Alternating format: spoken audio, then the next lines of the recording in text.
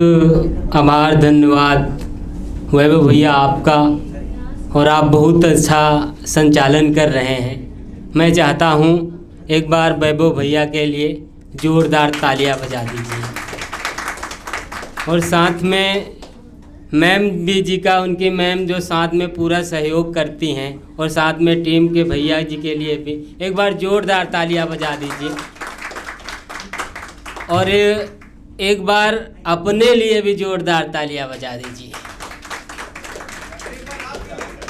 एक बार हमारे लिए जोरदार तालियां बजा दीजिए। ऐसे होता है कवि सम्मेलन। तब मैं सुनाता हूँ, एक शेर से शुरू करता हूँ, सुनिएगा कि किसी हुजरे के सुलगते हुए लुबान की खुशबू हम में बसी है हिंदुस्तान की खुशबू।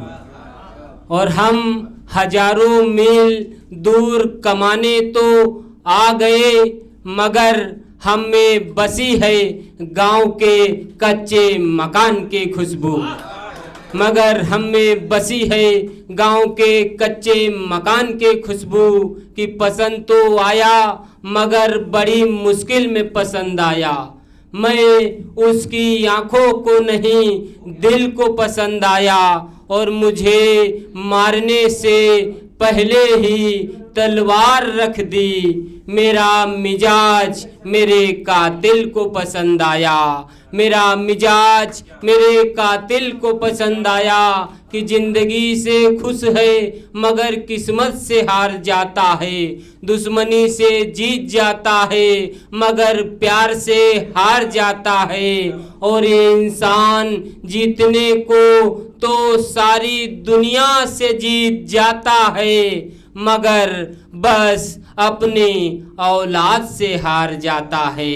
मगर बस अपनी औलाद से हार जाता है। कि एहसास नहीं होता तो हवाएं भी रोती हैं। दुआएं नहीं होती तो बद दुआएं भी रोती हैं। और बच्चों को कभी पता भी नहीं चलने देती। आंगन में छुप छुप कर माएँ भी रोती हैं।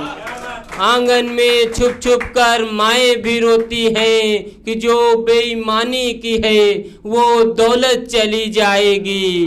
पैसा नहीं कमाओगे तो औरत चली जाएगी।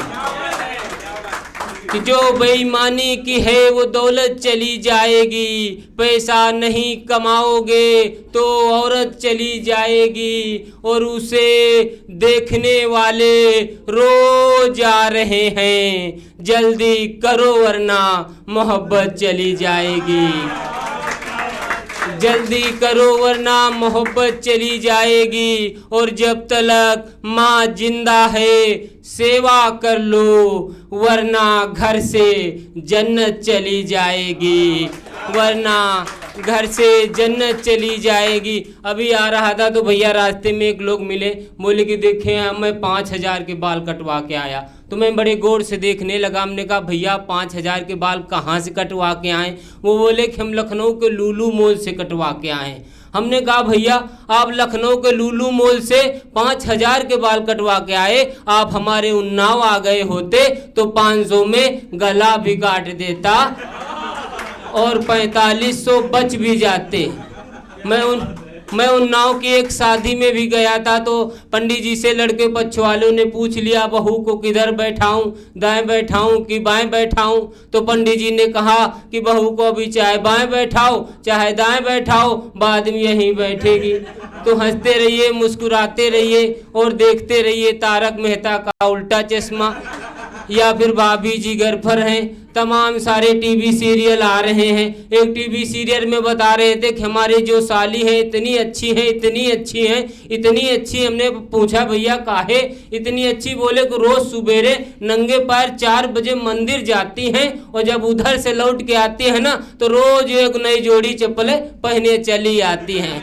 तो हंसते रहिए। मैं एक शेर सुनाता हूँ कि पता है उन्हें किस हाल में रखा है, इश्क को हमने जंजाल में रखा है। और आप इस बात पर यकीन करे चाहे ना करे, सारी खुशबू को हमने रुमाल में रखा है।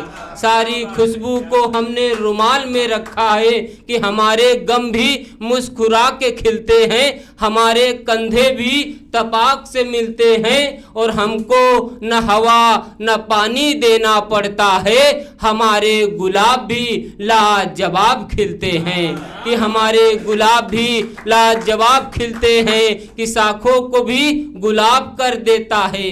वक्त सबका हिसाब कर देता है और मुझे मालूम है मैं अच्छा शायर हूँ, मगर लोग कहते हैं महफिल खराब कर देता है। मगर लोग कहते हैं महफिल खराब कर देता है कि पुराने कमरों में खिड़कियां बहुत होती हैं। आजकल पुलिस में लड़कियां बहुत होती हैं और बेटियों की शादी करके खुश है, मगर बाप के कंधों पर जिम्मेदारियां बहुत होती हैं। और तुम्हारे लिए ये शहर वैसा का वैसा है, मगर नए मुसाफिरों के लिए परेशानियां बहुत होती हैं। पुराने कमरों में खिड़कियां बहुत होती हैं।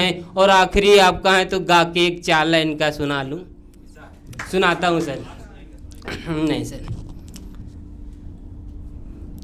कि किसी और के खातिर खुद को मैंने दर्द समेटे देखा है, क्या होती है पीड़ा अपनी करवट बदल के देखा है। कि उनका कोई नाम नहीं है जनसंख्या की सूची में, मैंने भूखे बच्चों को फुटपाथ पे सोते देखा है। मैंने भूखे बच्चों को फुटपाथ पे सोते देखा है। तब इसी रवैये के एक आखिरी शेर सुनाता हूँ कि हमारे घरों में काम करने वाले सच्चे होते हैं, वे किसानों और मजदूरों के बच्चे होते हैं। और साहब कभी मजदूर की मजदूरी नहीं मारना, मजदूर के भी छोटे छोटे बच्चे होते हैं। मजदूर के भी छोटे छोटे। बहुत बहुत आभार, बहुत बहुत धन्यवाद।